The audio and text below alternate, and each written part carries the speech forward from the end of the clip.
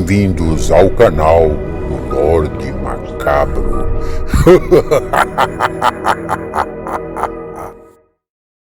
Olá, boa noite. Vamos para mais um relato do Lorde Macabro. Gostando do canal? Então deixe o seu like. Comente. Relato de hoje: Na Sombra da Fera Negra. Viver em uma cidade a cada ano não estava sendo nada fácil para Brad. Ele nunca entendeu o porquê de tantas mudanças.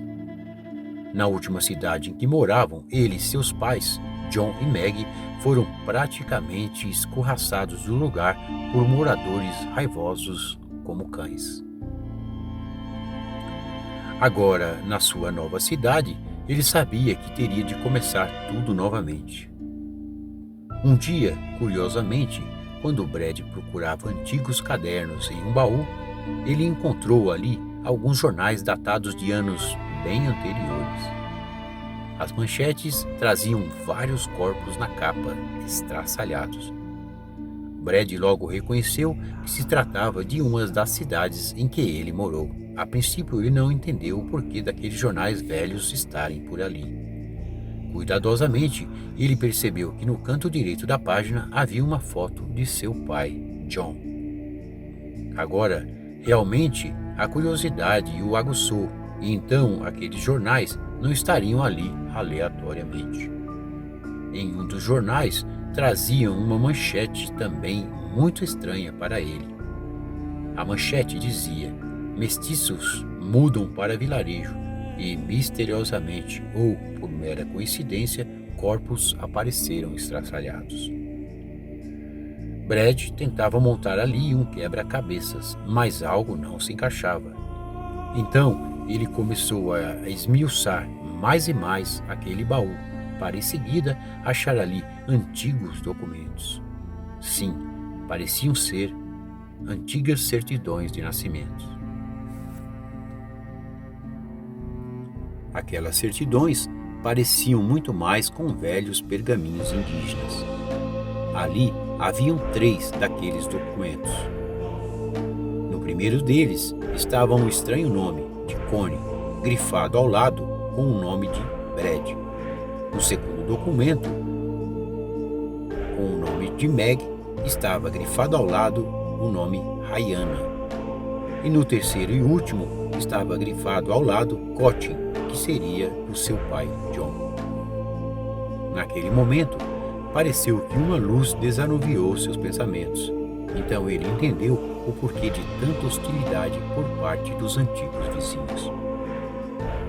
Foi uma surpresa muito grande, pois seus pais esconderam dele até aquele momento que eles eram índios e que haviam ganho esses documentos para conseguir viver em paz entre os americanos. Depois de rodar muito, enfim, eles então se mudaram para um lugar mais seguro, no estado do Maine. Ali então, finalmente seus pais explicaram todos os fatos. Agora eles teriam que permanecer naquela região e assumir de vez que eles nunca deveriam ter abandonado suas origens.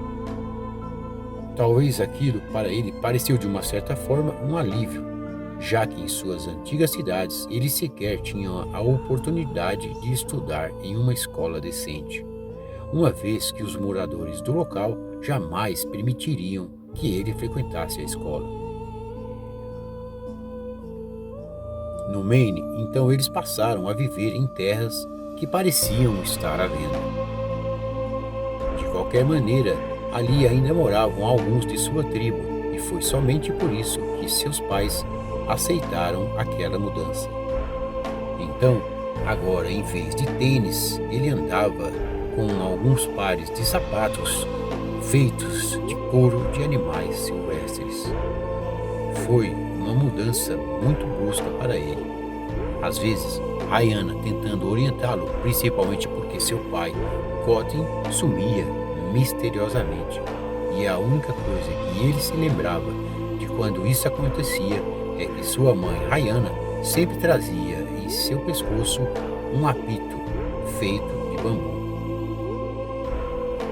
Rayana então lhe dizia que aquele artefato seria para a proteção dos dois nas noites de lua cheia. Mesmo tentando se adaptar por ali, pois agora em vez de um telhado ele tinha eram palhas e folhas sobre suas cabeças. Agora não era uma casa, e sim uma palhoça feita em meia a uma grande mata, sempre rodeada por uma pequena fogueira.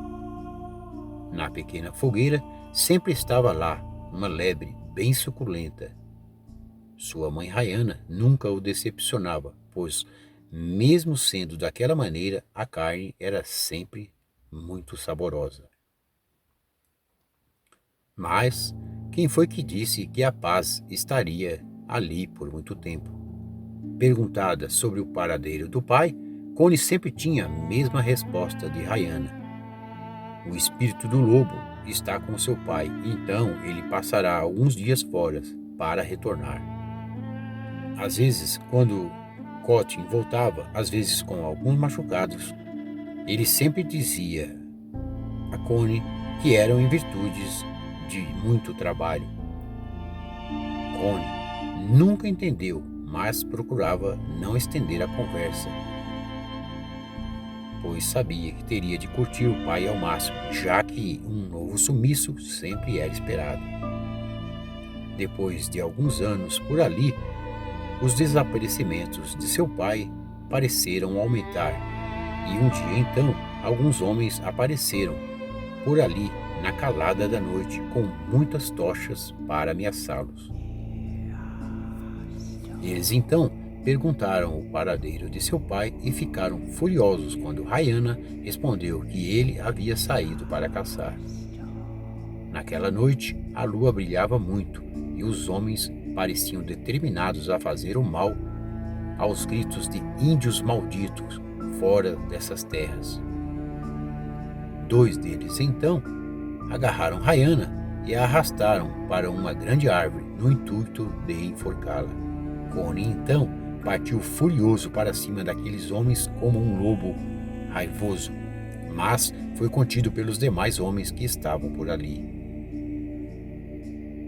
Eis então que Rayana, como uma verdadeira índia e sagaz, mortalmente se desvencilha dos homens e se embrenha na mata. Assim que ela desaparece no meio da floresta, um dos homens ainda avisou: "Estamos com seu filho. Se você não aparecer, nós vamos enforcá-lo." Connie então permaneceu ali preso, nos braços daqueles homens que só pensavam em fazer o mal. Rayana então gritou que se entregaria, mas com uma garantia. Ela pediu aos cruéis homens ali que primeiro deixassem o jovem índio ir embora. Então, os maus homens o libertaram, e nesse momento, Rayana pegou o apito que estava em seu pescoço e soprou com muita força. Os homens cruéis ouviram aquele som agudo e se assustaram, mas ficaram sem nada saber. Assim que os homens a pegaram, eles lhe arrancaram aquele apito de seu pescoço. Um dos homens ainda gritou aos demais que aquele apito seria para chamar outros amigos índios. O jovem Connie, na verdade, em vez de fugir, ficou por ali próximo, rezando aos espíritos para que sua mãe fosse salva das mãos daqueles animais. Pelo menos 3 homens arrastaram Rayana para dentro da pequena palhoça. Ela então gritava desesperadamente quando um uivo macabro sacudiu a floresta.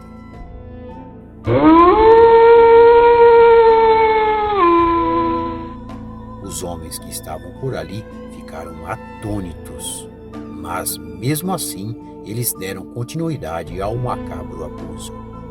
De repente, como num piscar de olhos, com passos bem pesados, uma grande e besta fera negra entra em cena. 2 dos homens que estavam por ali fora da palhoça tiveram suas cabeças arrancadas pelaquela besta. Os gritos de dentro da palhoça então cessaram rapidamente. Os 3 homens então saíram com suas vestes ainda por vestir. O primeiro deles não teve tempo nem de abotoar sua calça, quando uma garra lhe rasgou o peito, avançando até que suas tripas estivessem ali no chão. Em seguida, Os outros dois, quando se depararam com aquelas cenas, saíram correndo assustadoramente, vociferando palavras como o que seria aquela criatura, e se embrenharam na mata. Mesmo assim, a matança seguiu seu curso e aquela besta então saiu estupidamente atrás de suas presas para concretizar o seu trabalho. Enquanto isso, Ryan ali se encontrava com seus olhos bem assustados, mas, mesmo assim, ainda conseguiu ouvir os gritos daqueles que há pouco estavam tentando machucá-la. Em seguida, um silêncio avançou à escuridão, depois de um uivo macabro daquela criatura sinistra. O jovem índio Connie então entra desesperadamente dentro da pequena casa para abraçar sua mãe, Rayana.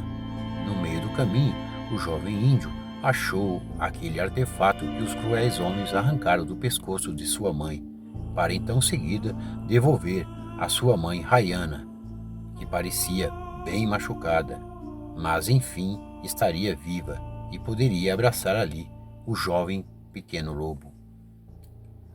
Naqueles dias, Connie, o jovem índio, ainda perguntou à sua mãe sobre o paradeiro de seu pai. Foi então que, através de sua mãe Rayana, o jovem índio descobriu que aquela besta era o seu pai, Cotin, que depois daquela noite nunca mais apareceu. Alguns índios amigos ainda murmuravam que Cotin havia sido encontrado na mata sem suas vestes e em seguida enforcado. Agora eles estariam por ali sozinhos e teriam que enfrentar a ira daquelas pessoas.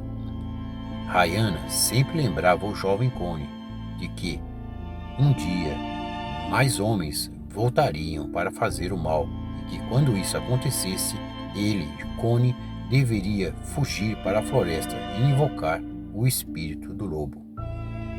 Essa história continua. Boa noite.